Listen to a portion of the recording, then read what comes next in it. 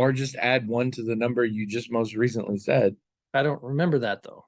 I have to add it to the number that I can see right there. It's a good thing therapists don't need to be good at math. Yeah. We're back, people. For you, it's been a week. For us, like I'm still on the same can of Pepsi Zero Sugar Mango. That's how quick it was. Hmm. Um, I do, as I alluded to at the end of the last episode, I actually do want to talk about my not even my mental, my health, Okay. my overall life plan at present because it's gone through some changes Okay. that I think are really good. Okay. And you'll have to help me remember what I've talked about and what I haven't in here. So I am finished with the digestive clinic. Oh, okay. A few weeks ago, I had my last trip. I thought it might be my second to last trip, uh, because I had a plan for what I was going to do myself moving forward, and I thought maybe the nutritionist would want to meet up and discuss how it was going, one time. And she basically said, "I don't know that we need an appointment for that. Why don't you email me and we can do that?" So that'll happen at some point. Uh, I also, and I think I have mentioned this, well, it's now 3 sessions away from finishing with my therapist. Oh, Yes. okay. I mean, how did Um, that get established? 3 sessions. because I am purposely keeping things going right now because I've got one or two things I kind of want to work on, but mostly because this is the winter and historically this is a time where suddenly shit can go real bad for me, potentially. Mm, It hasn't, mm. but I wanted to be prepared. And I've basically decided I'm going on a trip in April, in the middle of April. And I thought by the time I'm back from that, winter's done. If it's not, like, if winter's not finished by mid to late April, we're all going to be having winter depression. And I'll just be like, so I'm like, by that time, that shouldn't be an issue for this year anymore. But mostly, I'm just ready to be done. And I figured that was a good time. And since I've established that time, and since then we have scheduled the dates, I literally know how many more there are. It Okay. actually came up recently. My therapist had to move some stuff, so I put them in my calendar just a couple days ago. I know I'd been saying to you I'm just about done with therapy. Well, now I know exactly. Um, and there's a few reasons for all of this that all sort of coalesce into a thing. So you may recall, and longtime listeners may recall, I have said rather glibly for a long time, I can commit to most any sort of behavioral plan for approximately 6 months, and then it falls apart. This mostly comes up when it's related to diet and exercise. Okay. The times in my life where I'm like, I got to get serious and really do this. And I do it, and I do it well for about 6 months, and then it kind of starts to slip, and then eventually.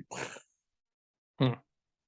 I've also joked that there are only two things in my life that I've really committed to: my marriage and this podcast. And I recently discovered there's a commonality between these things. When I adopt a new behavioral program, when I adopt a new diet, when I adopt a new exercise routine or anything like that, there is a level of me doing it for someone else. Hmm. Um, I really like, as much as I claim to be very independent in my decisions and things like that, which I like to think I am, part of me really wants there to be something I view as an authority telling me I'm doing the right thing. Hmm. So I'll do something for the nutritionist. I'll do something for my doctor. I'll do something for my therapist. I'll do something for Trish. And they help hold me accountable. And I take pleasure and motivation from being able to come to them and being like, I did it. This is what I did this week. And they're like, you're doing good. And I'm like, I know I am. Yay. At a certain point, often right around 6 months, not always. This one was a little shorter this last time. I don't know exactly what order these things happen in, but I start to slip a little bit and start to become aware that when I slip, there are no real consequences. Mm. And although I don't think it's consciously a lot of the times, I start to resent whatever this external validation source is for sort of making me do this. And in fact, the recent epiphany came because one night a while back, I actually caught myself not saying it out loud because I'm not a lunatic, but thinking explicitly in my head, I'm going to go have a piece of chocolate and I'm not even going to record it on my diet sheet because screw the nutritionist.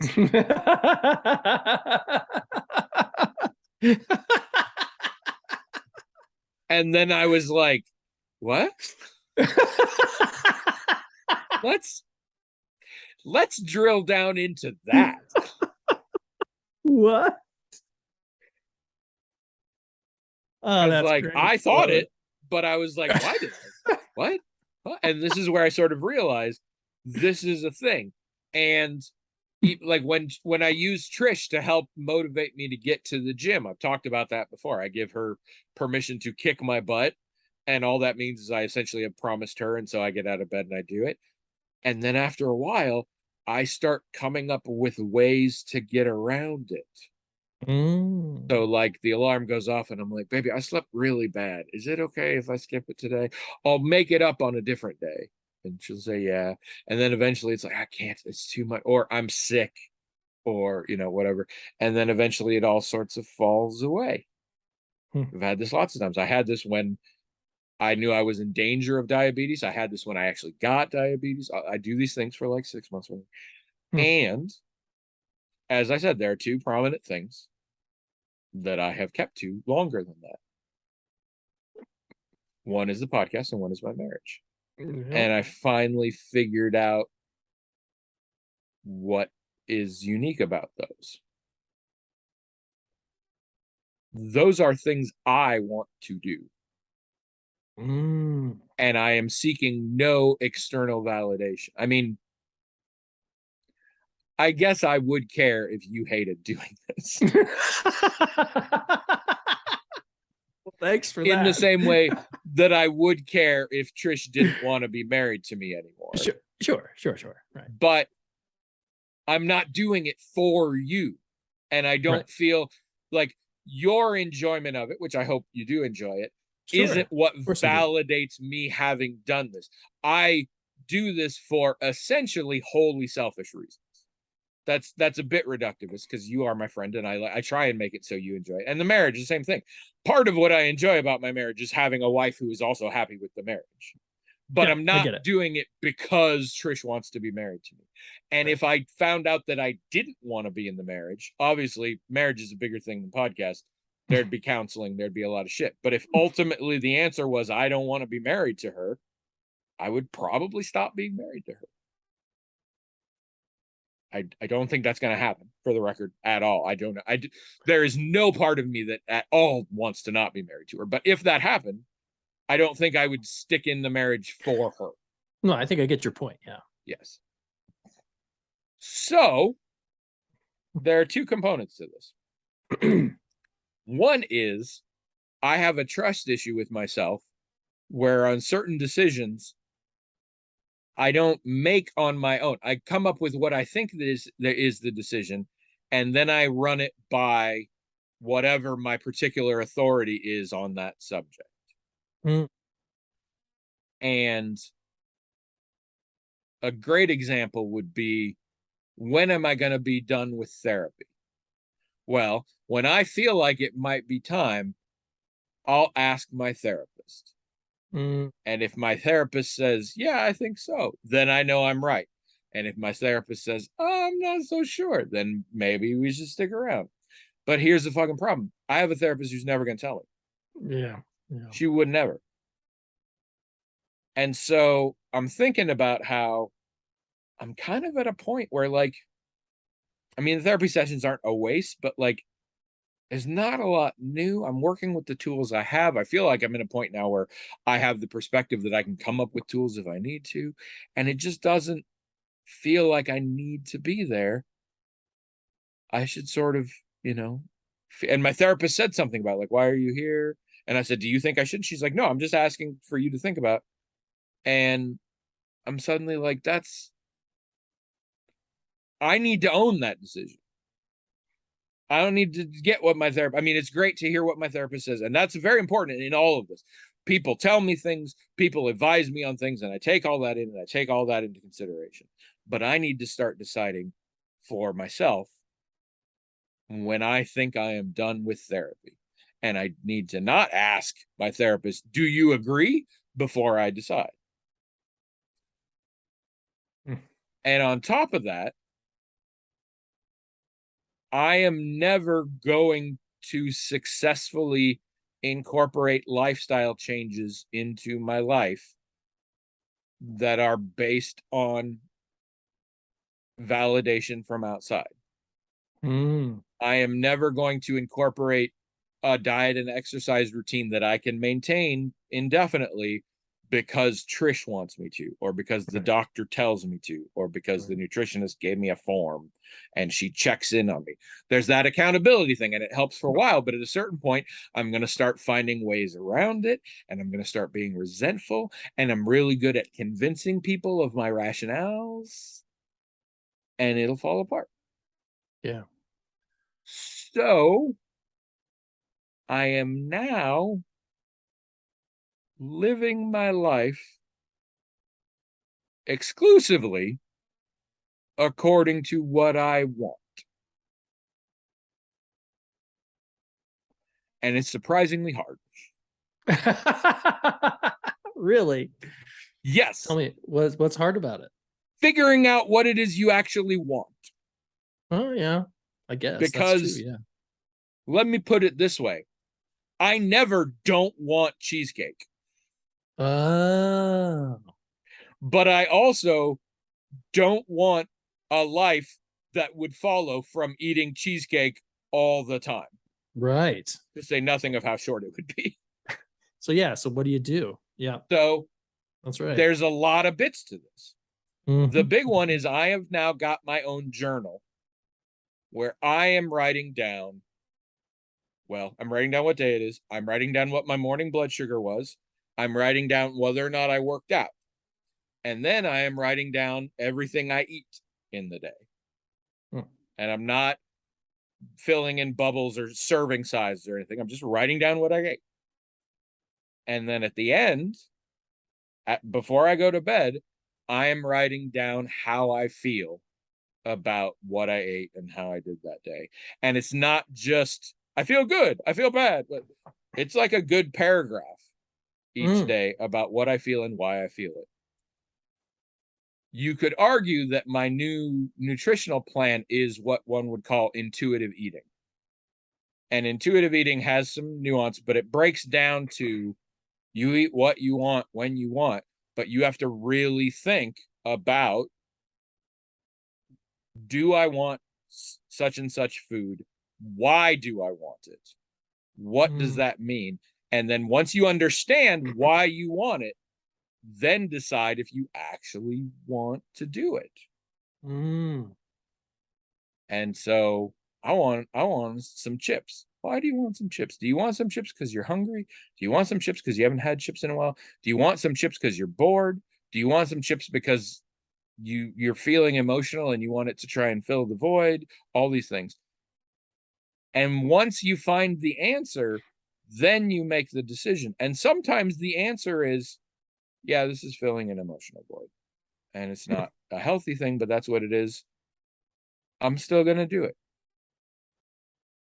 Today, that feels like what I want and what I need right now. Hopefully, most of the time, that's not the case. But tied to this very strongly is I am putting zero judgment on anything in terms of like a moral compass. Moral judgment. Yeah. Yes. None of my eating habits, my exercise habits, or my desires therein are good or bad. Ever. They are things, and I decide based on my understanding of things what I want, and I do what I want. And then I think later, okay, how did that pan out? How do I feel about what I did? How Right. will that inform what I do next time? And it all really, and I keep saying it's which is actually this, which is actually this, which is actually this. So when I go to therapy and I tell both my therapists that I think I'm about done and I think I know why, and here's why, and here's what I want to do. It's all about not relying on external validation anymore. But it was really nice that both of them were like, I think this is awesome. And I think this is a really great idea for you. Right. And my therapist said, also, you know what this is? This is mindfulness, Yep. It is which that. is something that I've been struggling with and trying to do and trying to get more focused in the present. And I think it is that. And Mhm. it's hard sometimes and I don't do it sometimes, but that's the thing too. When I don't do what when I don't keep to that model, it's not a bad thing. It's a thing that happened. I've kind of developed this new mantra actually, which I don't like mantras, but it's a thing that I've been using now, which is the phrase it just is. So when something happens, I'm like, oh, that sucks. Oh, that was really no, it just is. Where do you want to go from here? Mhm. Mhm. I've also kind of stolen a one from The Great North where the 9-year-old tried to teach an adult how to successfully portray a corpse on the ground. Which is the phrase all that was no longer is, which I also like. You could argue it linguistically, but essentially you can't go back and change the stuff. That's been helping me with a lot of stuff where I sort of replay things in my head of like what I should have said in this argument I had years ago or things like that. It's over. Um, and yeah, it's tough because it's really tough not to moralize for me. It's really tough to not be like, that was bad. And I'll give you an example. I'll give you a great example. Um, it's been a while now. I've been doing the journal thing for a few weeks, and there's definitely it makes me think of, you know, when kids reach a certain age and they start sort of pushing their boundaries.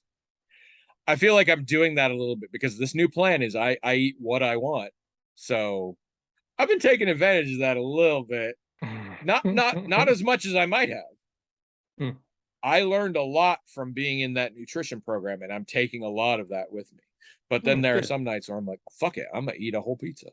And I did it. Mm. And then afterwards, I'm like, how do you feel? Not great. Not great. I Great. don't think that was the best call, but I did it. It's not bad. I just did it. But a few nights back, maybe a week back, I don't know. I ate pretty well that day. Okay. And I tucked Trish into bed and I'm sitting around watching some TV.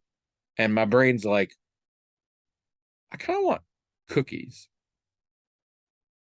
I haven't had cookies in a while. I want some cookies. And my brain's also like, you know, you that's probably not wise. You've eaten enough today. And we don't have any cookies here. You'd have to go someplace and get cookies. I'm like, yeah, but I want cookies. Like, seriously? You're not even hungry. Sometimes like it translates to hunger but it's like a fake. You're clearly not hungry at all. You feel satisfied. Yeah. I want I really want some cookies. And this went on for 3 days or I don't know, 10 minutes. So finally I was like, fuck it. I'm gonna go get some cookies. So I got up, I check on my wife because I put her to bed, but she's not asleep yet. And I was like, I'm going to come and go for some cookies.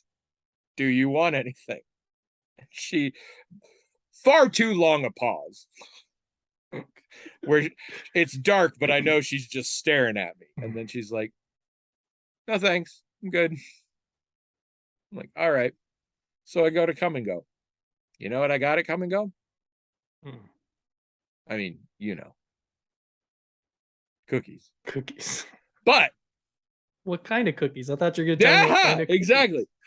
I got for Okay. this little cookie craving that was out of nowhere, and again, not hungry, an 8-pack of Nutter Butters Those are good. and a 10-pack of EL Fudge. And a package of those Cadbury mini chocolate eggs, which aren't cookies. No, those aren't cookies. But I do love them. I don't understand what it is about them. They taste different to me than other chocolates, and I really like them. And I had been in that come and go a couple times recently, and I had seen them and I hadn't got them. And this night, where I'm like, tonight's about cookies, and you've gotten enough cookies for 6 people. Nah, we'll get the chocolate eggs.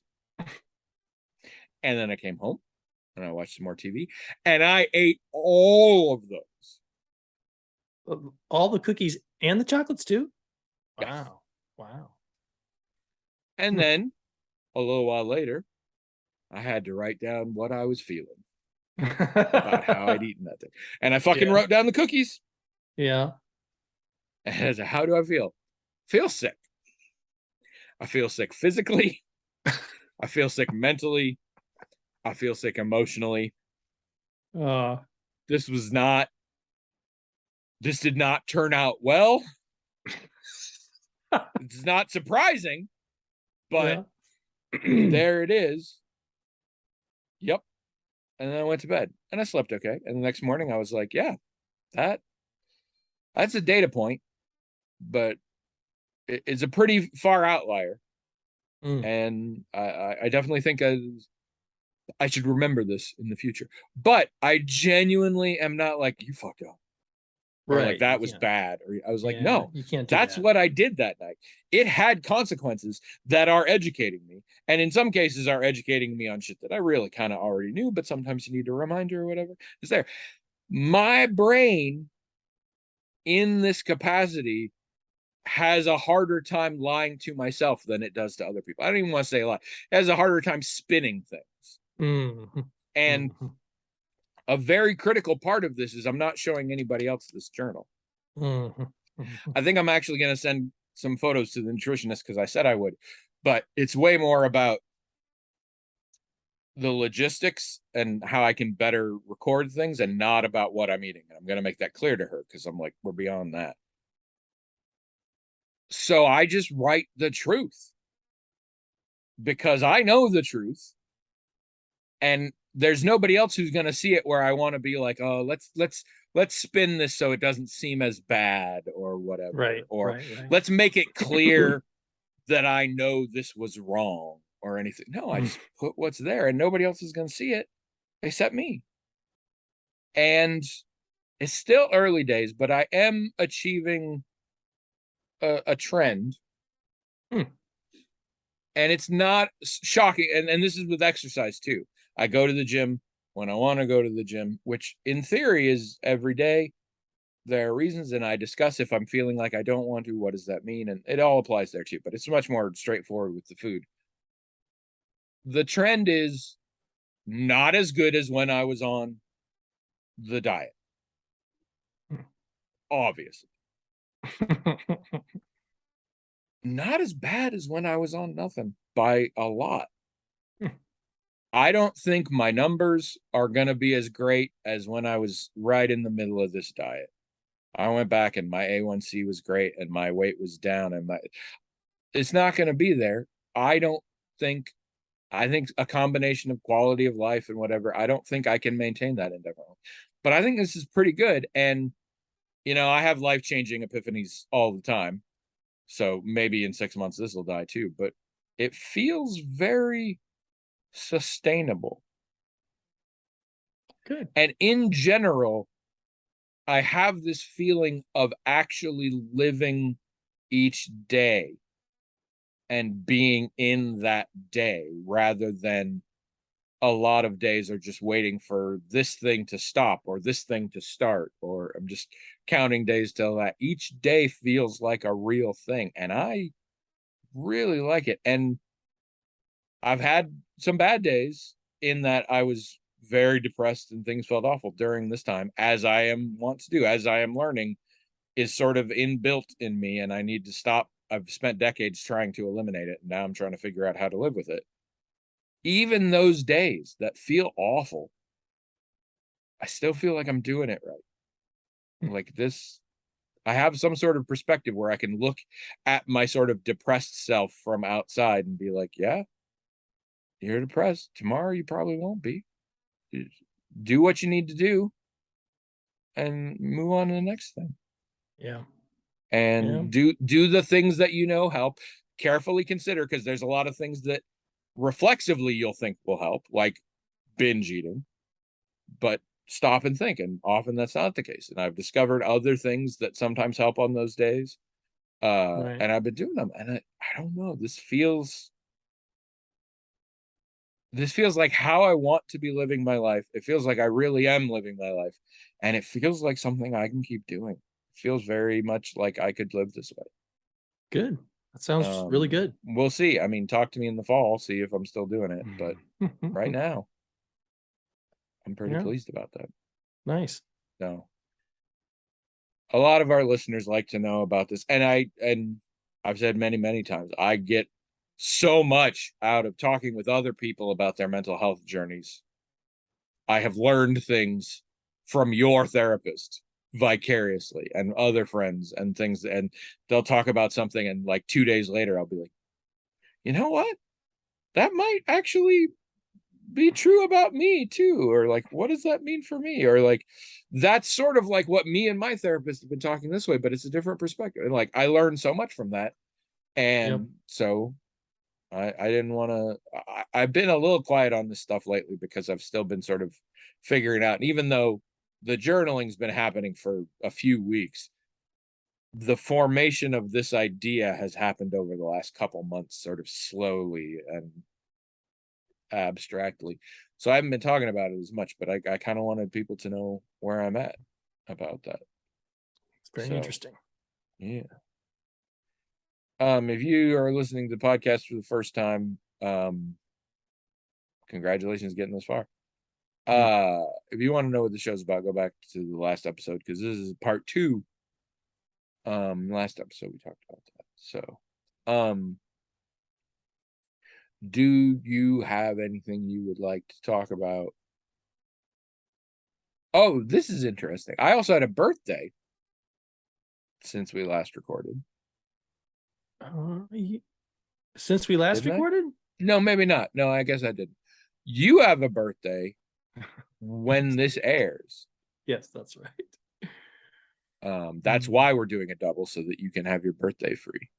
Yes. Do you do a lot of birthday celebration things? I mean, at the very least, if we're just home or whatever, and it's just the two of us, we'll do something. I mean, take out, or we'll go to a restaurant, or we'll, something will happen that's out of the ordinary for our evening. But we might, sometimes we go to a movie, sometimes we, it's around Valentine's Day, right? It's just 2 days after Valentine's Day, so sometimes those things get conflated, but there's always It's something. super handy, because our first date thing, me and Trish, is right the day after Valentine's Day. So much easier to get reservations those days. Well, my because brother's everybody birthday's, did it on Valentine's. yeah, I've often said my brother's birthday's on Valentine's Day. And then my birthday's 2 days later. Well, because we're DC fans, and the family sort of, I don't really know how to describe this, because I was going to say he's a Superman fan and I'm a Batman fan, but we're both fans of all of that. But somehow he gets more associated with Superman, I get more associated with Batman. But anyone who's a fan of DC knows that for many decades, they've had special issues that Batman and Superman are in together called World's Finest. So for a long time while we were growing up, and Scott hated this, I loved it, we would our birthday celebration would be on the 15th, like right in the middle. So I started calling that World's Finest Day. So when the 15th rolls around, if we don't happen to be together, because sometimes we are, sometimes that is when we get together down home or whatever. But if we don't happen to be together, I'll send a text to everybody about World's Finest Day. And I think Scott's the only one that really appreciates it. But by now, everyone knows what I'm talking about. So. I find it very, I don't know why this is. People vary in their celebration of any holidays. Mm-hmm. There are people who go all in on Christmas for like a whole month around Christmas. And then there are other people who barely acknowledge it. I mean, and that's setting aside people who don't celebrate it at all. But there are people who celebrate it, but like just barely. So I don't know why, but I'm kind of surprised at the broad range of for birthdays for adults.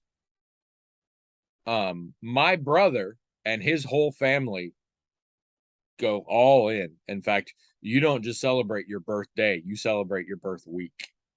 And it's like a huge fucking thing.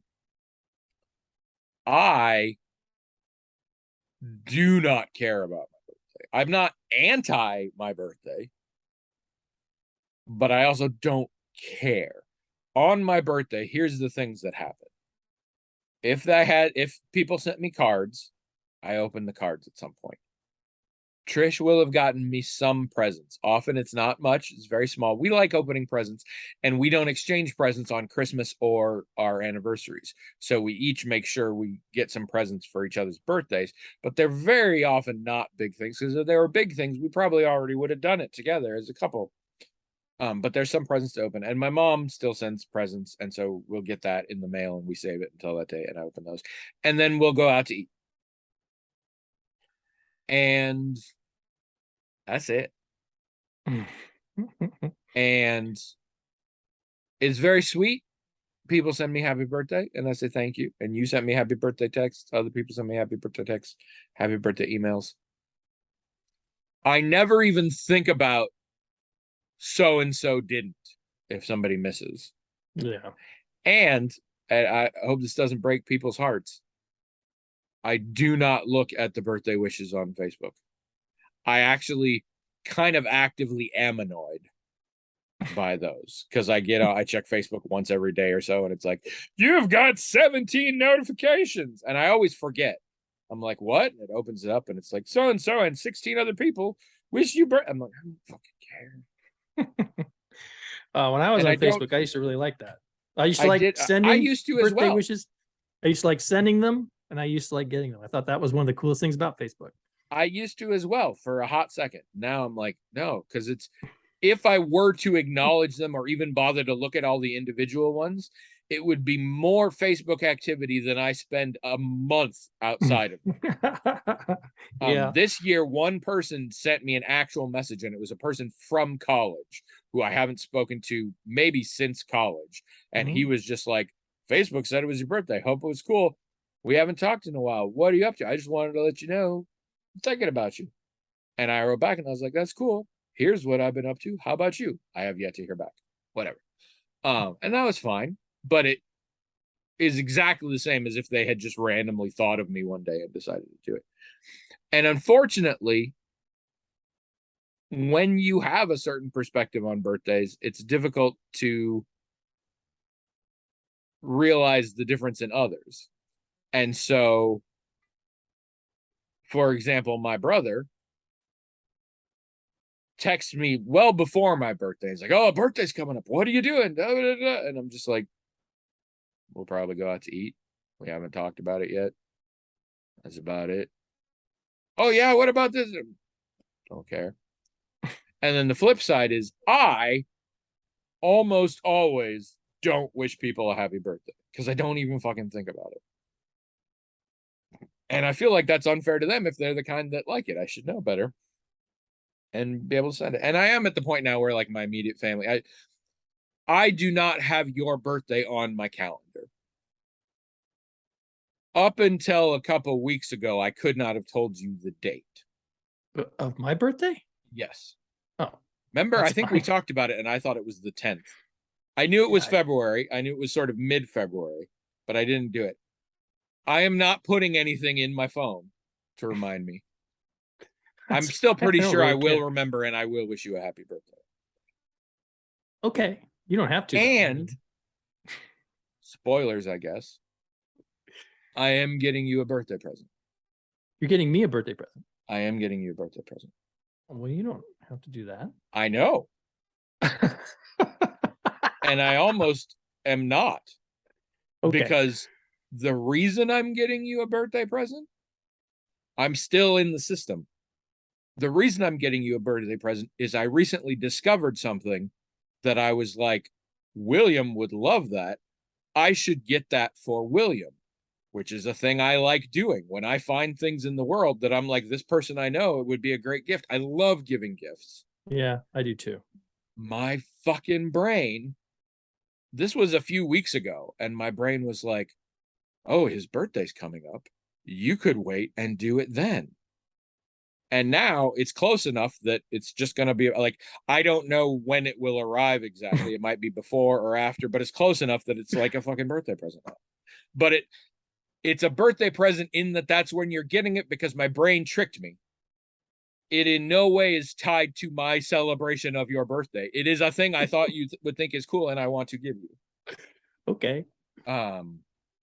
For the record, if you did, if that ever happened again, and you thought to yourself, you know what, I'm going to wait and give this to him on his birthday, I would think that was cool. You don't have to, but yeah.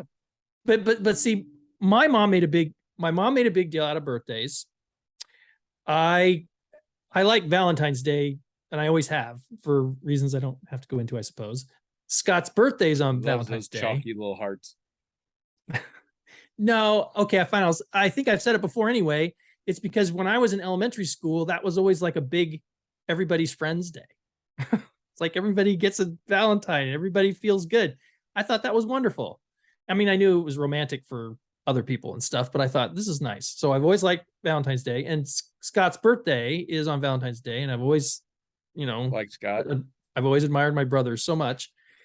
And and also it's like the Valentine's Day, Scott's birthday, my birthday kind of thing is like the end of a long, in my mind, a long holiday season. Like kind of like that starts with like the state fair, and then you've got Halloween, and you got Thanksgiving and Christmas.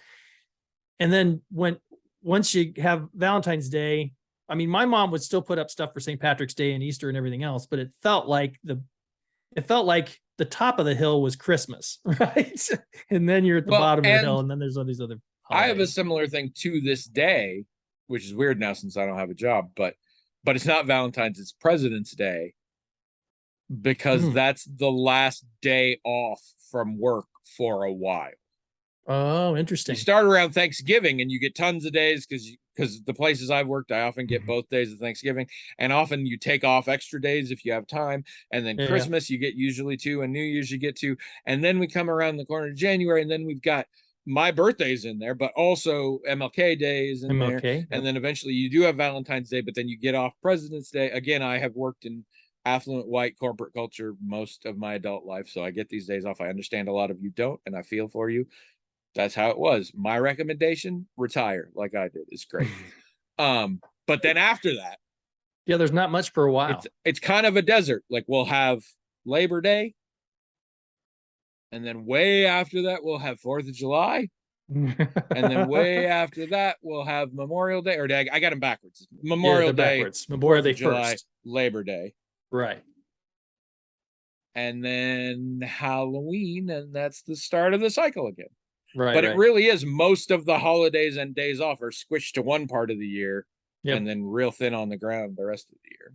Well, and the great thing is that sometimes on my birthday is President's Day. Sometimes on my birthday it's Lunar New Year. Sometimes on my birthday it's Mardi Gras.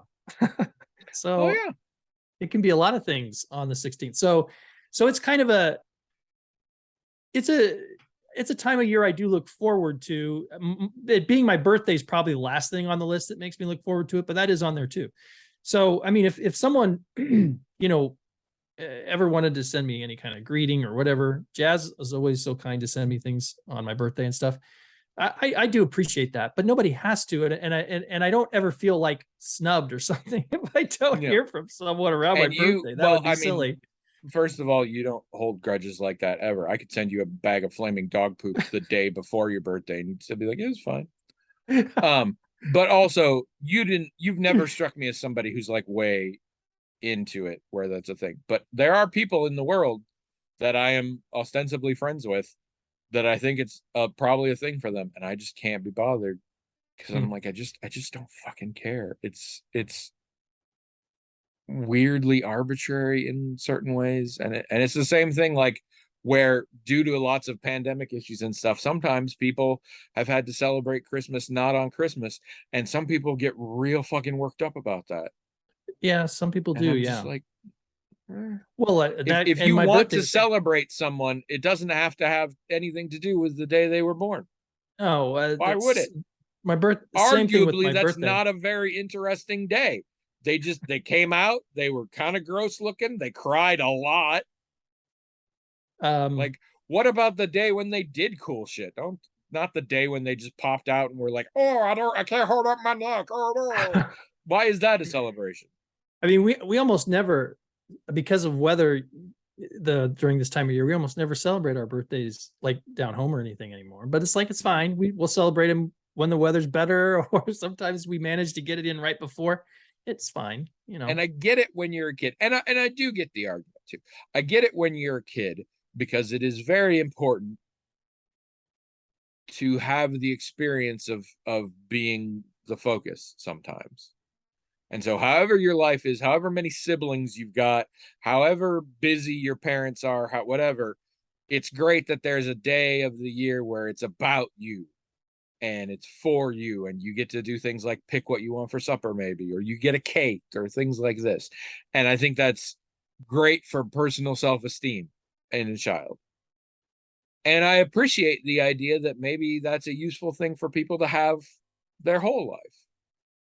But somewhere around my 30s, I realized I didn't need that anymore.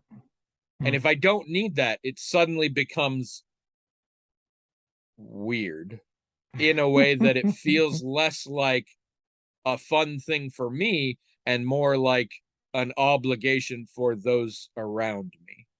That, and in doing something, that is the proof that they care about me. And the implication being if they don't, or if they forget, that they don't care about me. And I'm like, the reasons I'm friends with people have nothing to do with how good they are remembering what day it is and how that relates to the day I was born. If that's the best thing about our friendship is terrible. So I'm not opposed to it, but I don't see a ton of value in it. It feels very arbitrary and stuff. And unfortunately, that interest translates into me not trying really hard with anybody else either. So this is my apologies to people who do really get into their birthdays and I don't do it. It doesn't mean I don't love you. It means I don't give a shit about your birthday. I'm sorry. I'm glad you're alive. You've been alive a lot of other days too. And I hope you keep doing it. And I'm happy to have cake with you. But it doesn't have to be your birthday. If you just text me and like, I want some cake. Be like, okay, let's get you some cake. And the reason I don't know that you will get your birthday present on your birthday is it's not a thing I have that I'm going to give to you. It's a thing that I am going to order and have delivered to you. To my house. And at this point, I don't know what shipping is really uncertain these days. So sure is. I will try and time it around your birthday, but who knows? Okay. But I am still pretty psyched about it. Again, having nothing to do with your birthday, it's just a thing I learned about. And I'm like, I bet William would fucking love this. It's kind of cool though that it's going to be around my birthday, isn't it? I guess so. I mean, honestly, I feel I enjoy much more giving gifts and being given gifts that are attached to no holiday, because then it's 100% because somebody wanted to give somebody a gift. Yeah, I get it. Even if it's just a little, there's always the society dictated that this is when a gift should be given. Even to the degree that like his birthday's coming up, so I was thinking in those terms, as opposed to it's March, I don't give a shit. I saw this and thought you would like it. It's all about me loving you and wanting to give you gifts. Okay, well, it's a fun coincidence then. Eh. No, and in this case, I think that did happen a little bit, but and Yeah. it's not bad. I don't think giving gifts on holidays is bad. I just think giving gifts when there is no such holiday is even cooler. In Yeah, general, I giving suppose gifts is that cool. I that's love probably getting true. gifts largely regardless of what the gift is. Mm. I just like getting gifts. It doesn't even have to be wrapped or anything, but just I actually spent brain power thinking about you and decided I want you to have this. Yeah, that is nice. Even if it's tiny, even if it's silly, even if you're clearly really bad at thinking about me. Um, I I like it. And I like that moment. Ooh, what was it? I get a gift. Ooh.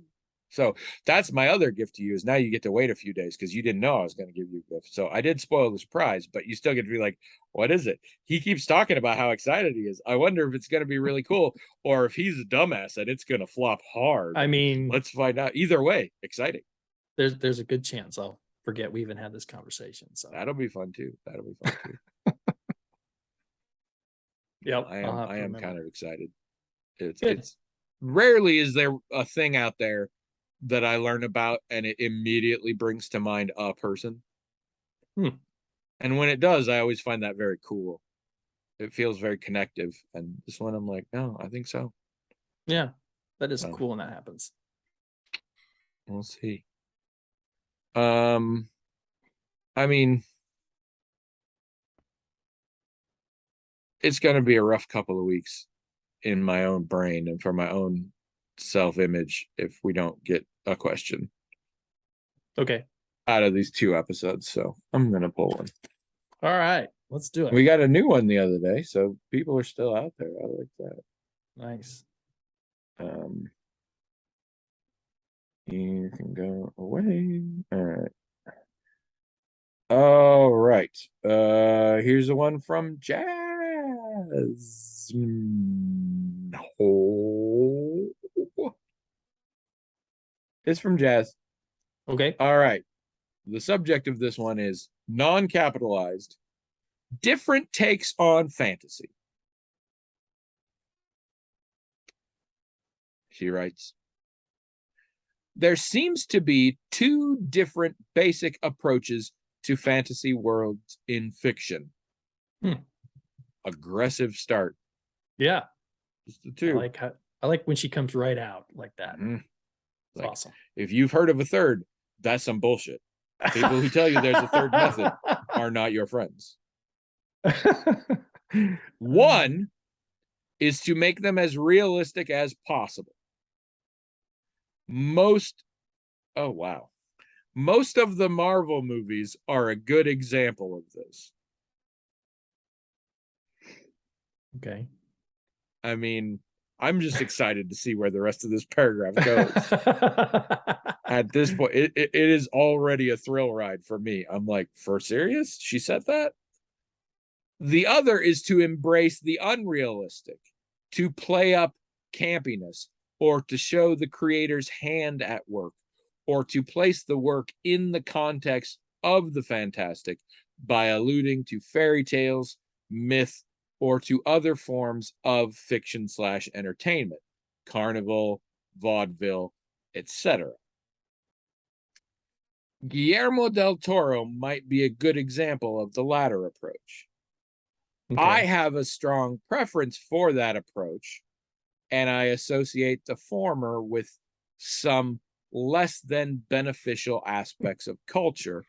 Mm. And then the email just decided I was done reading that. So let me get back here.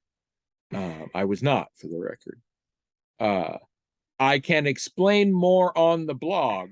I believe it. But what do you think? Mm. All right. Mm. Let me say up front, Jez, I do think I know what you're talking about. Let me also say up front, I'm not sure you worded it ideally. It's hard, that would be hard to put. I mean, it's a pretty long email It already. is.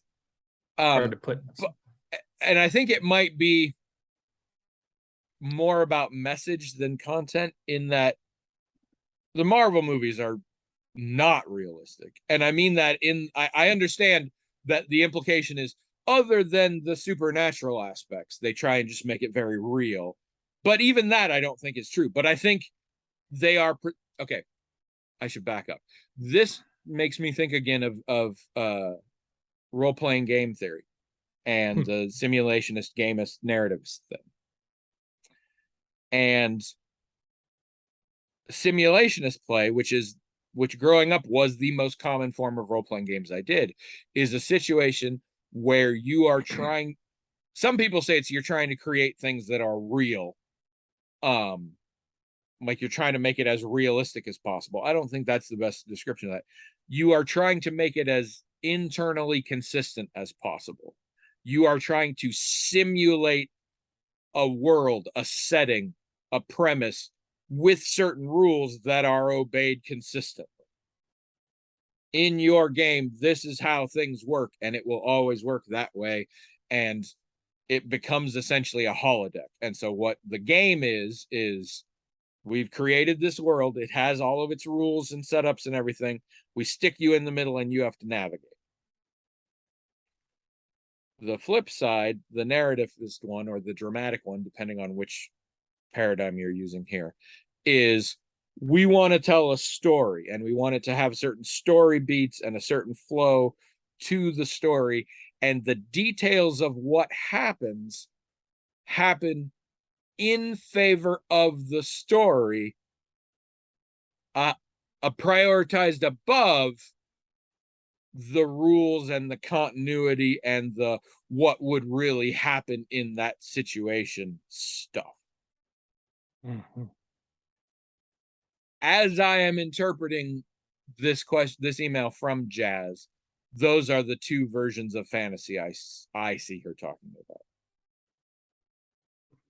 Does that roughly jibe with how you are interpreting it?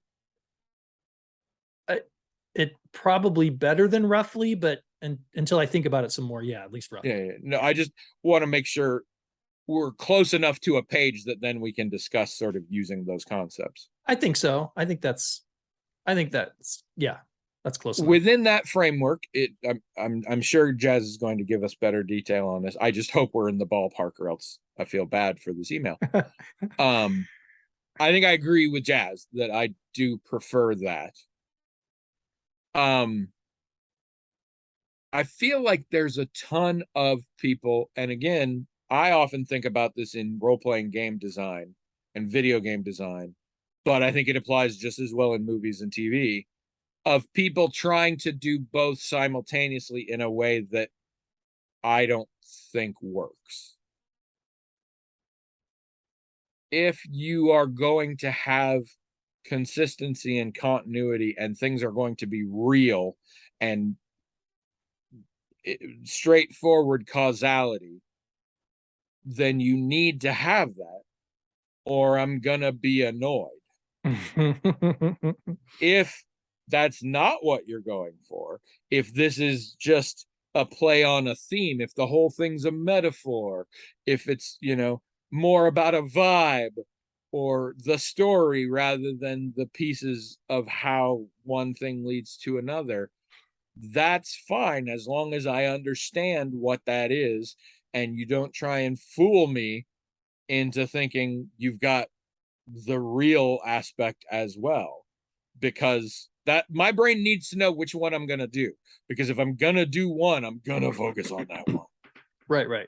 Yep. And it even goes to last week when we were talking about the movie Bros. I think it's the same thing. I do not think the movie is upfront enough about, don't feel like this is going to be real. And the problem is, in most movies that aren't explicitly fantasy, you walk into that assuming that's going to be the case, that it's going to be the real version. Yeah. And so when this movie immediately is feeling very not the way things would necessarily go, it feels like they did a bad. But they actually just did a different and didn't tell us. Yeah. And yeah, I think but this is, I know this, like, there's a famously horrible game. It is literally considered, there is, I would say, consensus within the tabletop role-playing game community that this game called Fatal is the worst game of all time for a lot of reasons, not the least of which is its horrible offensiveness, but also every other possible way that a game could be bad.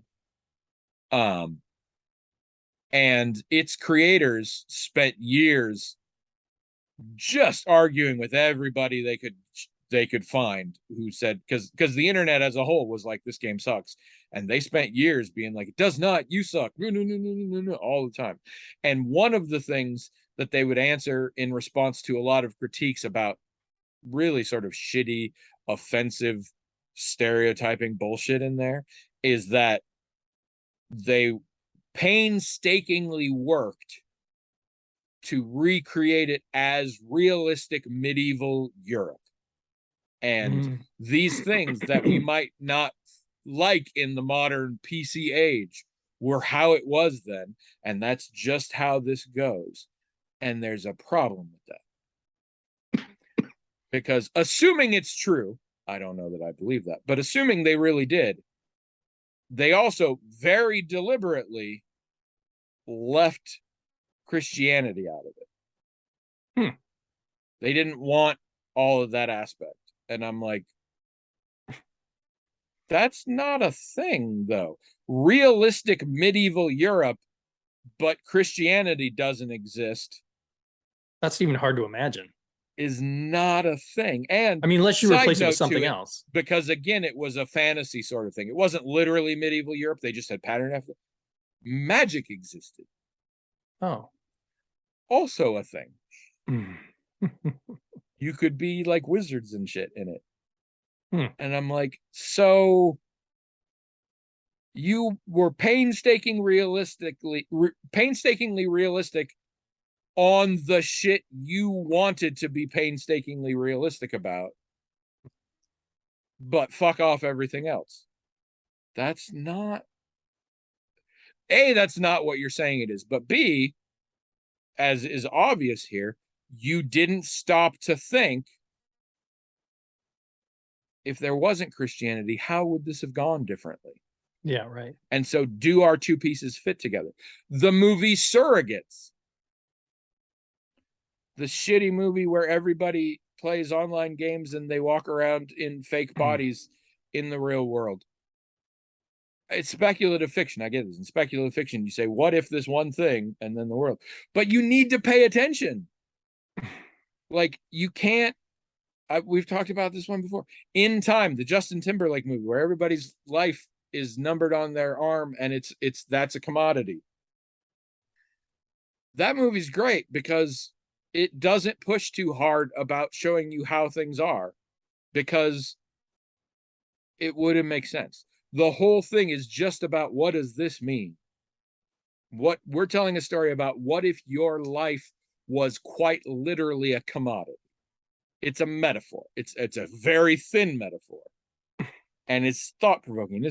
Surrogates could have and should have been, what if you could be anyone you wanted to in life and didn't have to worry about all the vulnerabilities we as humans have?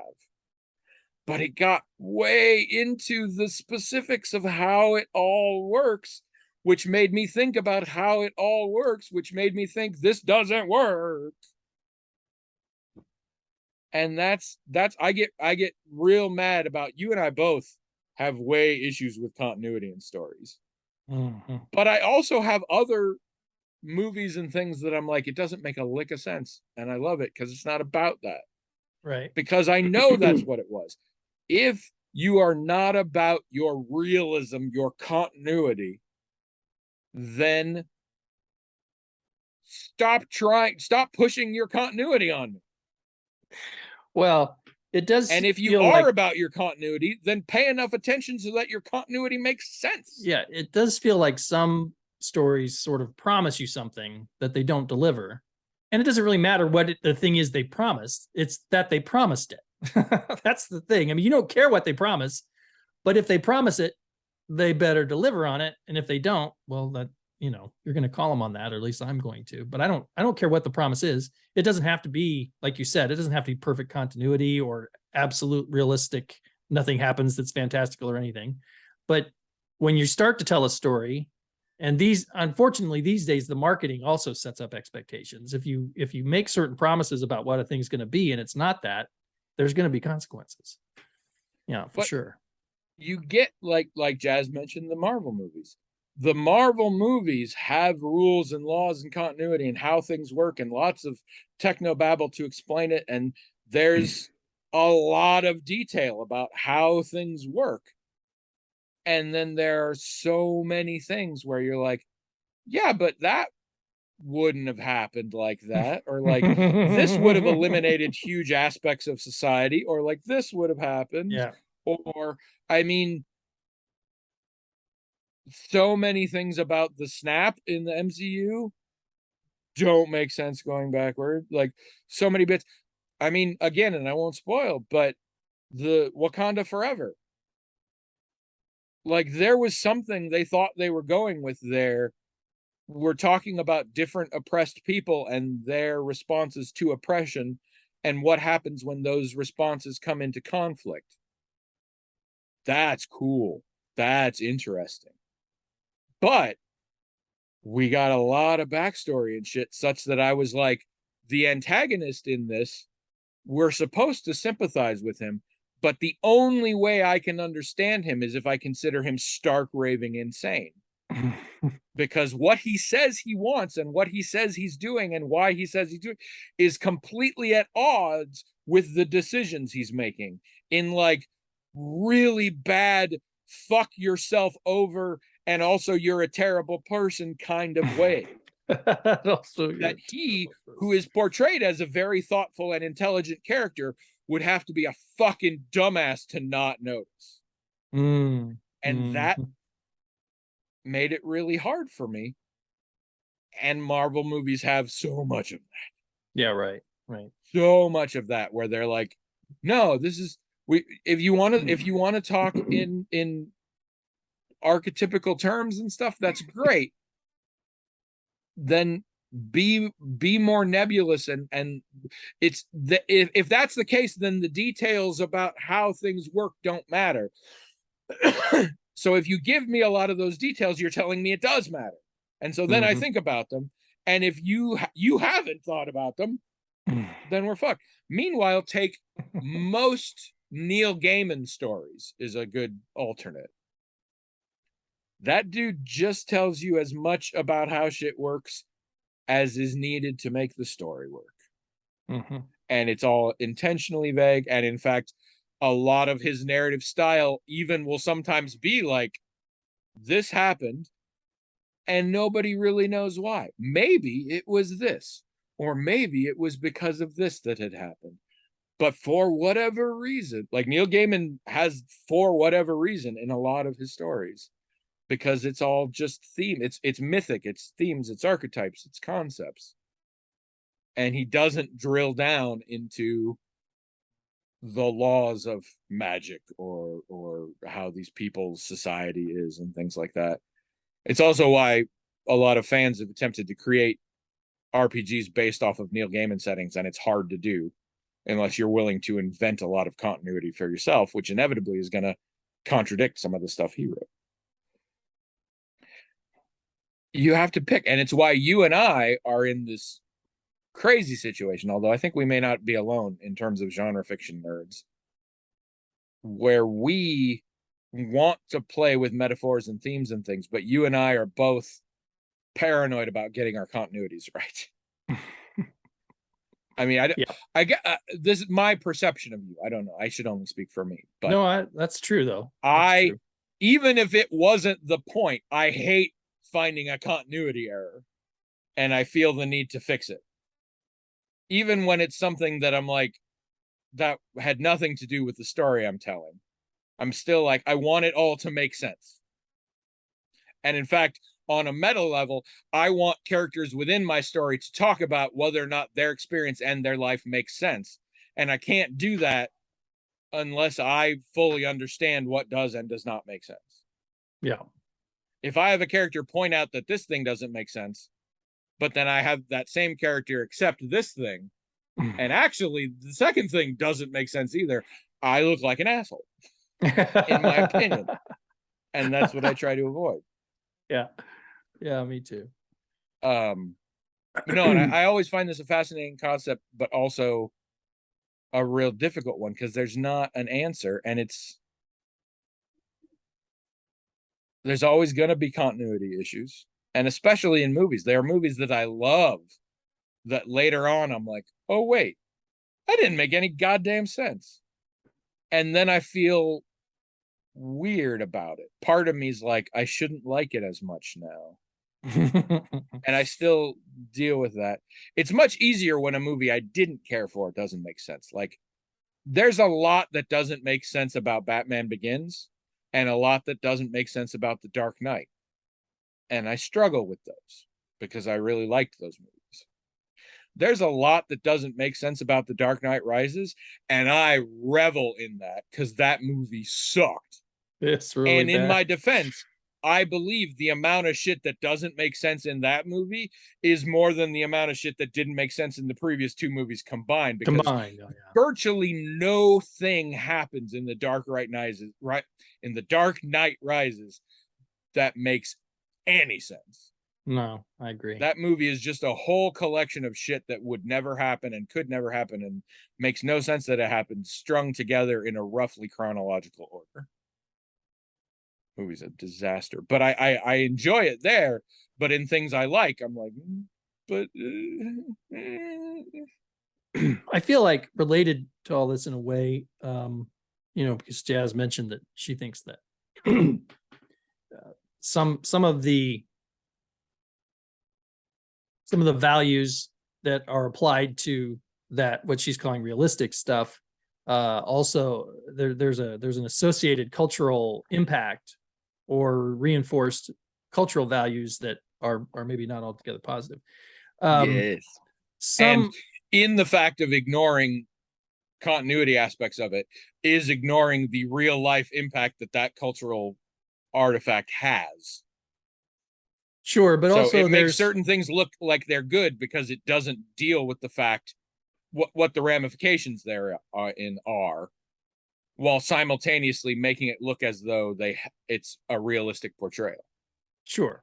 But also there's this other aspect, which is it kind of relates to, and this comes up in philosophy and in human behavioral science and in storytelling in general. There's sort of a thread that runs through those things and relates to the difference between what some people call constructivist or postmodern approaches versus, I don't know, modern, I guess. And one of the things that for a lot of constructivist or postmodern people, when it comes to philosophy or social sciences or whatever, they don't feel like it's just a preference they have for being postmodern or constructivist. They feel like the more ordered and I don't know, structured or whatever aspects of the alternative, let's just call it modern for the sake of convenience. People argue these terms all the time, but is that there's something oppressive about it, right? There's something about insisting that things have to be just so that that doesn't accurately reflect the messiness of reality and how different people have different ways of seeing things. And one thing that people might insist is that you almost can't help if you try to, for example, in human behavioral sciences, if you try to have your human behavioral science be a certain way, or if in philosophy, if your epistemology has to be a certain way, you almost can't avoid supremacy problems like white supremacy or literate supremacy or Western supremacy or technology. One way or another, you're going to be pushing one point of view, which by itself is not a problem. But in our culture, usually if you're pushing just one point of view, it's a superiorist, oppressive point of view. Well, it's very So much tied into this. When we talk about being realistic or whatever, another word that gets tossed around here is truth. yeah, exactly. So That's what I'm getting at. That's what I'm getting at. this model of looking at history this isn't my take on it or whatever. This is the real, this is the objective Mm-hmm. history. Mm-hmm. Well, And when you and so start doing that, you also start quantifying. So if you're like, this is factually how things are, and so is this, one is clearly, the comparison becomes black and white, no right. pun intended. And so it becomes a But then superiority argument. but then you get toxic fandom comes up a little bit from that because when the storytelling is, and again, this isn't a cause or effect thing. This is just sometimes when you start to uh get really concentrated on the continuity, and as creators you and I do that, and that's fine. But what happens when the fans start to get really concerned about continuity? Then suddenly you as the creator can't do certain things anymore, and people start really caring about things like the skin color of the characters, like that ever mattered, and But it's so because it's not real. It's having a black stormtrooper isn't how it really was a long time ago in a galaxy far, far away. And we okay, well, laugh, but that's what they're saying. They'll say, no, I know yeah, this is a fictional thing, but the way it was genuinely created yeah. wasn't like this. You're changing it from what it has always been. And yet if a piece of art is more postmodern, like Guillermo del Toro stuff usually is, there's how I can't even imagine Guillermo del Toro having a toxic fandom, even if he made a trilogy of something. Yeah. Well, I Although that mean, often is a thing. Series often beget this problem more yeah, than that's because you true. add more That's to true. it. Yeah, And you get right. Boba Fett.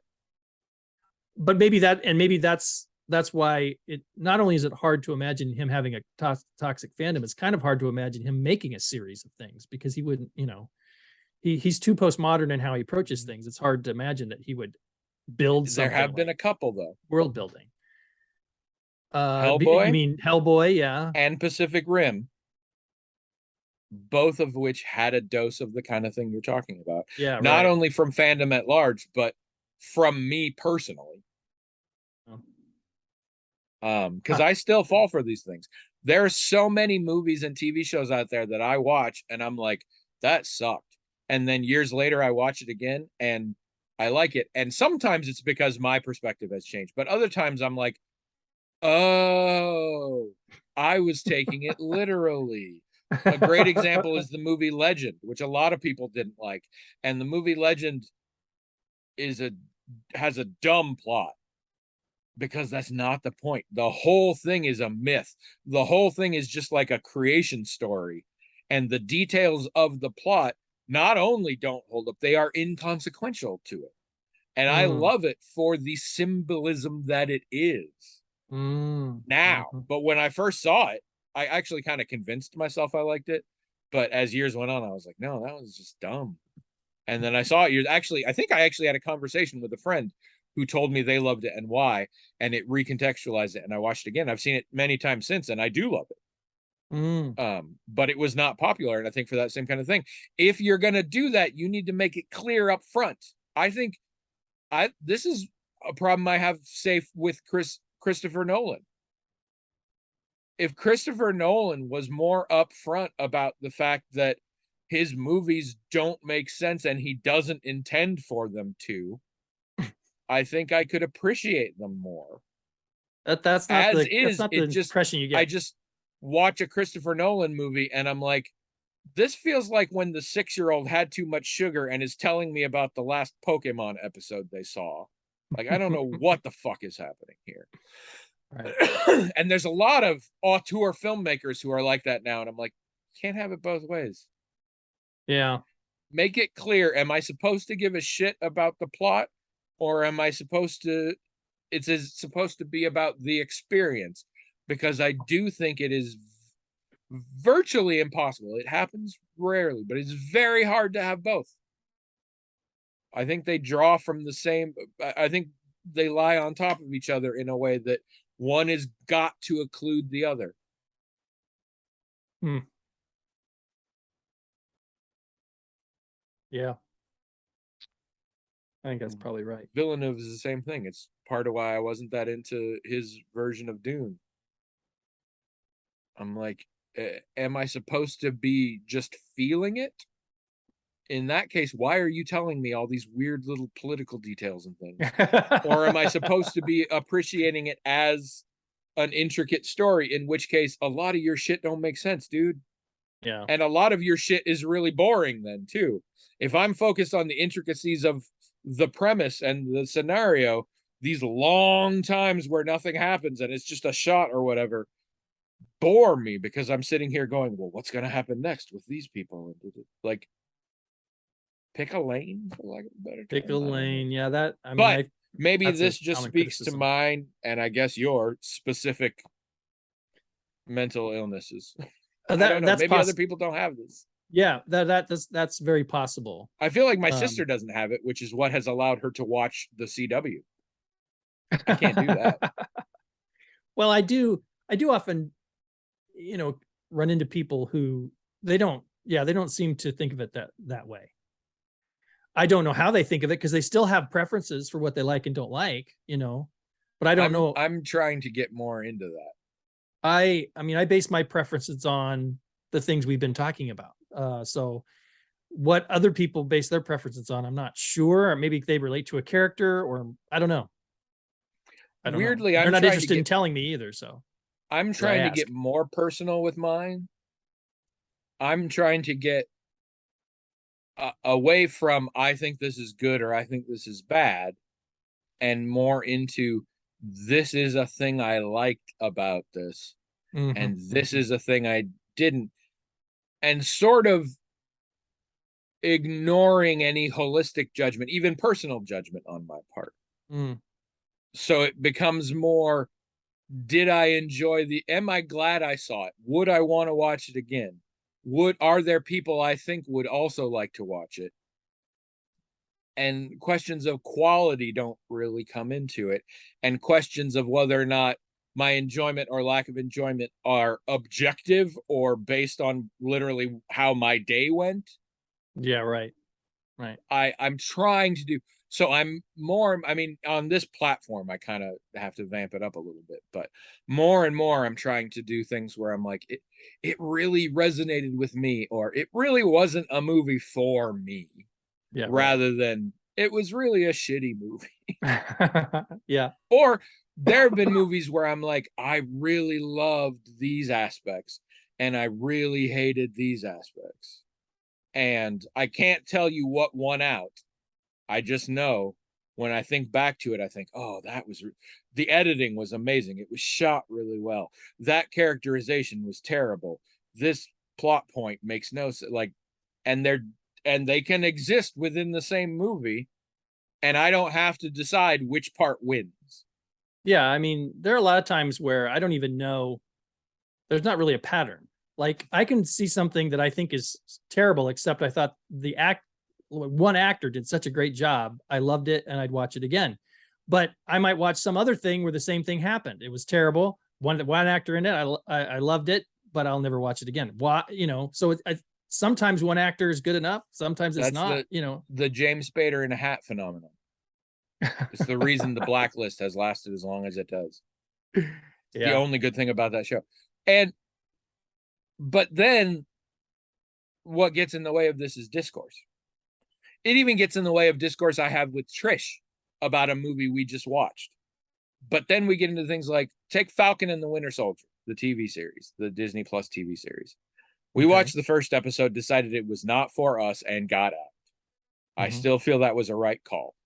I have since learned more about what it was, and I still feel it was a right call.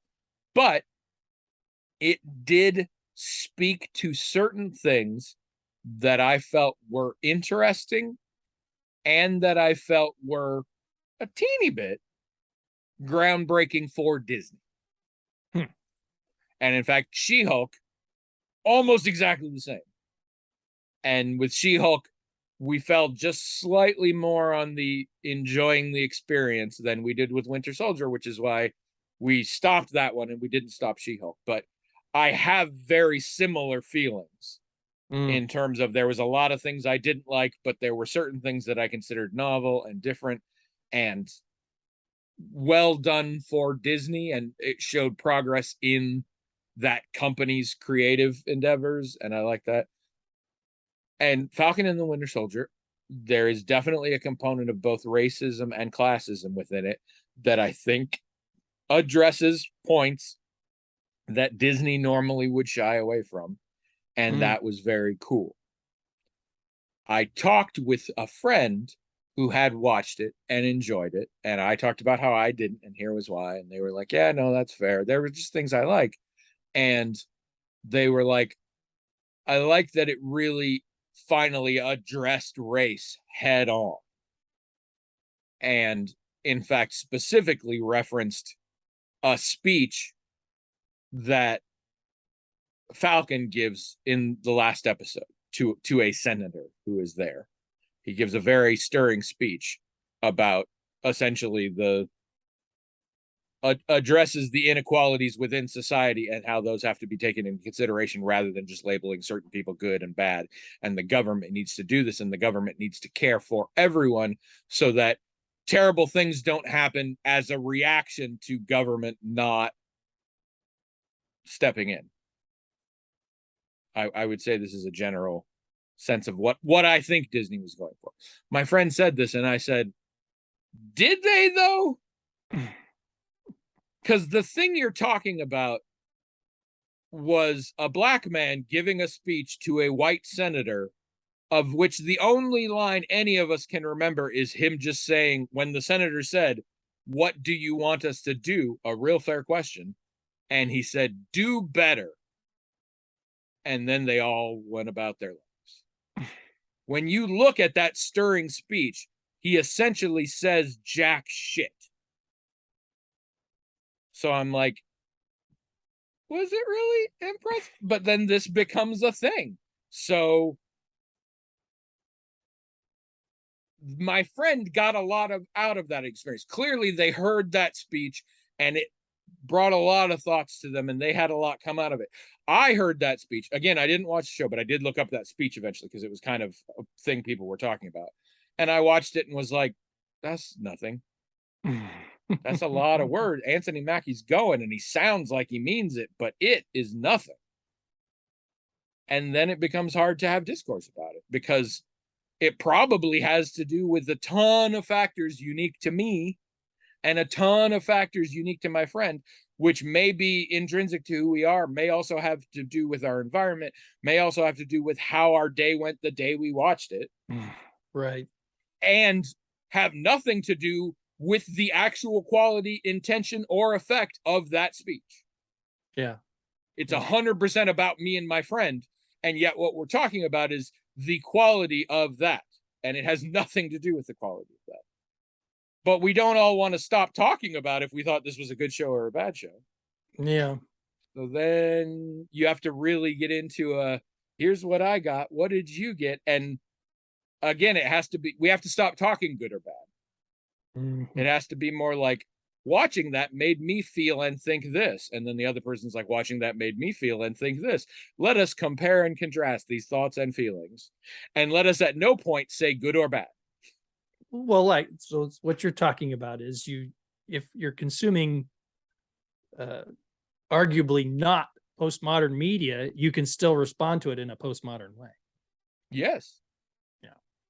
And we're living in a postmodern world, in my opinion. So I Oh, can't not react to it that way. I feel there's no question about that. I think there's a It's- lot of conflict in politics and in all kinds of other places that don't want to acknowledge that. They want to think that we don't live in that kind of world when we clearly do. And I don't say I can get away with it from it. and if you I appreciate wanting to address race in modern American society. That's an important thing, and it's good to say things about it, and it's admirable. It's also hard. Mm-hmm. You got to put in a lot more work to do it, and it also may not translate to success as a product. So then you got to say, do we want something that everybody's going to like and want more of, Or do we want something that everybody's going to say, wow, that really taught me something and made me think about things? Because we might not be able to have both. And too often people try and have both. Yeah. Yeah. And it can get pretty dicey when they do that. Well, because, people don't like, I don't like getting preached to or messages or whatever from media, even if I agree with the message. I just don't. Yeah. It doesn't, whether I agree with it or not has nothing to do with it. I just think that's not compelling storytelling. And you see, part of it is, though, I mean, sometimes I think that's just me because I do enjoy nonfiction things, documentaries or whatever. I am perfectly happy someone preaching at me if I click on that thing and that's what I want to see. But if it's a piece of fiction, and maybe I do fiction wrong, I don't know, but it's like I don't want it to be nonfiction because I enjoy nonfiction all by myself all the time. It's fine to me if this is just a piece of fiction. And I so think I it don't can really be like being done preached. because within fiction, any message you have can be done as the perspective of a character. Sure, and it's organic to the story. Yes. Now, often you cannot help, consciously or unconsciously, to then present that as a good thing or a bad thing, and that's going to reflect your own. Right. But that's true. You're right about that. But we all need to make sure of the separations of, like, when the author writes a story where characters have a certain opinion, it's not the same as the author having that opinion. But then Right. you have to look and be like, well, if that's true, why did you make the people holding those opinions seem so fucking awesome? Or, like, this was the argument over Todd Phillips' Joker. Like, the Joker dealt with some really fucked up stuff and addressed some real issues with toxic masculinity and things like that. And he's like, why are you mad? I'm addressing issues that we should be addressing. And we're like, we're mad because you made the dude doing all that the hero. Like, you set it up so we're clearly supposed to be on his side. That's not okay. Like, to us, you're saying those things are good, and no. Huh. I mean, I didn't get that from the film myself, but I haven't seen the film, but I hear what you're saying. I've heard that there was a glorification. Like, in general, people didn't come out of it going, wow, that was a movie about a piece of shit. Especially in sort of younger demographics. It was like, oh, that was awesome. Like, obviously he's got flaws and everything, but I've heard it argued that he was a bit glorified in the process. And again, I mean, I don't watch things the same way other people do. So I didn't walk away with that, but I remember years ago, some author that I knew tangentially had a series that's essentially an alternate history where white apartheid in South Africa slowly became essentially a global phenomenon, and the ramifications therein. And people gave him such shit. This is some racist bullshit. And he's like, no, just because there are characters in my story who are racist is not the same as me telling a racist, like, the whole point is to look at this and what it means. And again, I never read those books, so I don't know how he did it, but it's a valid argument. And it drives me nuts when people say things that I agree with, but I'm like, but I absolutely don't agree with what you're saying. Like, there's a lot of things I don't like, but and I mean, here's to dumb it down, and at this point I'm really onion belting, so I should stop. But I think Donald Trump is an physically unattractive individual. Very much so. I think I would go so far as to say I think he's ugly. Sorry, I try normally not to say that, but for the points of my explanation, I need to make that reference. I hate that anybody ever fucking talks about that or makes jokes about it.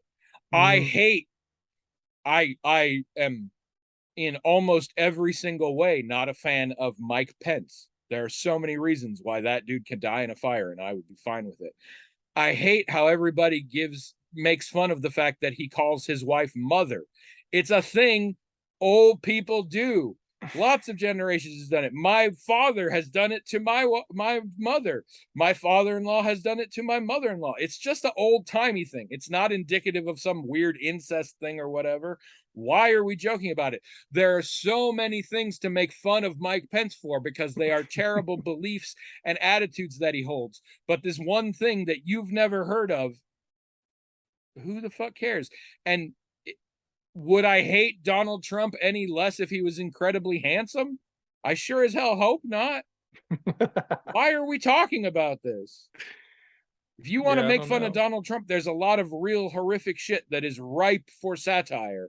But him being unattractive just makes you look like an asshole.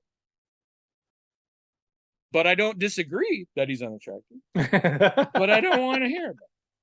Yeah, I hear what you're saying. There's a lot of, I hate these people. I also hate those people. I hate these people because of this reason. Well, that's not, no, thank you.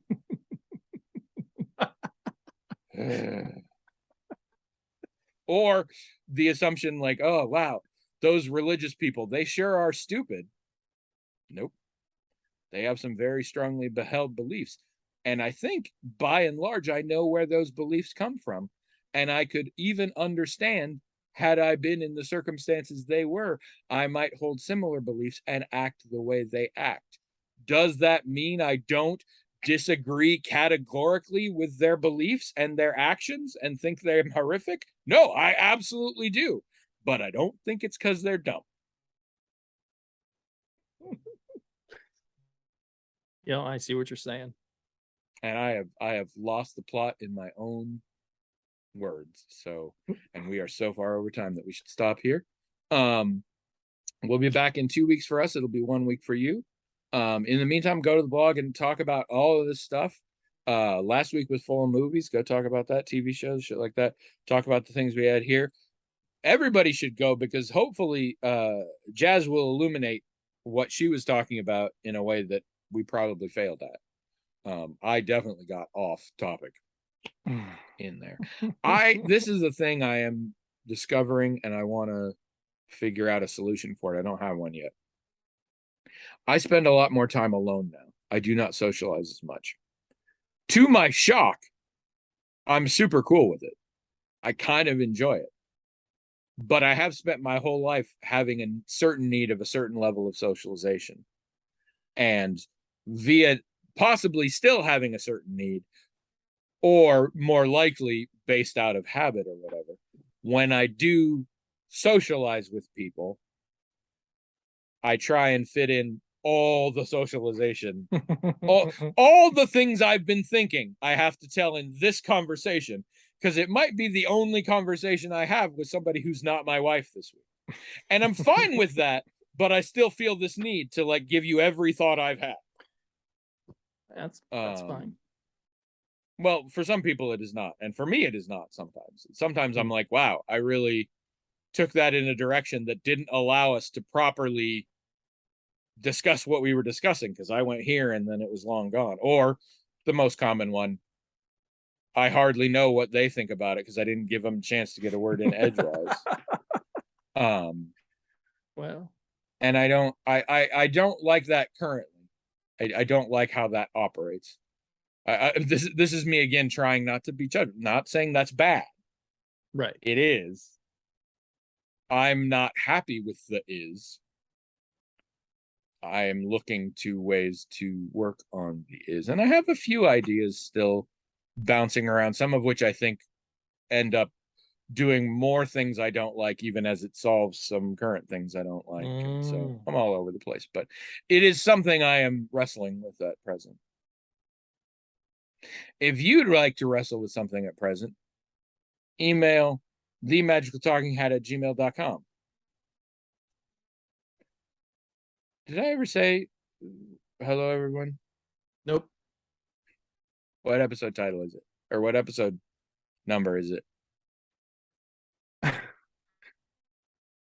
You want me to remember that now? Add 2. The last two numbers are 22, 622. 622. Good job. We have had episodes before that I didn't say what number it was. We didn't say who we were. It's happened. Yeah, we don't need to tell them who we are. No, I'm proud because we have had episodes where you don't say what number those that we have, and in my opinion, on those episodes, you have contributed nothing. I'm up here That's all by right. myself. I know I only have one You're job. just ballast, but this time I mean, you did it. I have two jobs because admit it. I don't just say what number the episode is. I laugh at your jokes. That is part of my job. Except sometimes you don't, and that's no good. I probably did on an episode where I didn't say what number it was. I probably laughed at your jokes. No, but what I say is sometimes I make jokes that you should laugh at and you don't, and you fail at that job too. In this episode, I feel that you did laugh properly at jokes. Wait. So if I don't laugh 100% of the time at your jokes, I fail utterly. Like if it's 90%, I still fail. I mean, you fail some. It's not a pass fail thing. Oh, okay. 90% is still a 90%, and it's not all my jokes, it's all my funny jokes. And even I'm willing to admit not all of them are funny. But there are some good.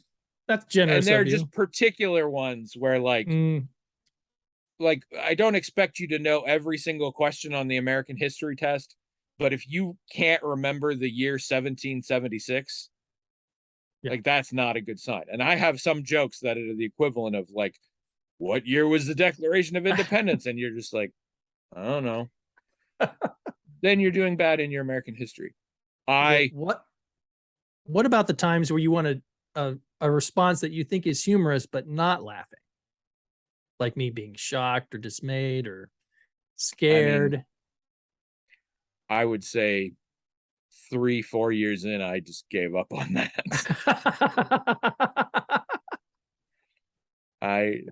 The only times that becomes an issue, you'll know if I consider important enough after you don't react the way I want you to. I'm not even going to say if. When you don't react the way I want you, I will tell you how you are supposed to react. Oh, okay. Well, that's good. I, in general, have pulled away from that because you cannot be counted on for that. No. But my point is, this time I feel you laughed appropriately, and you remembered what episode number it was. What episode number was it?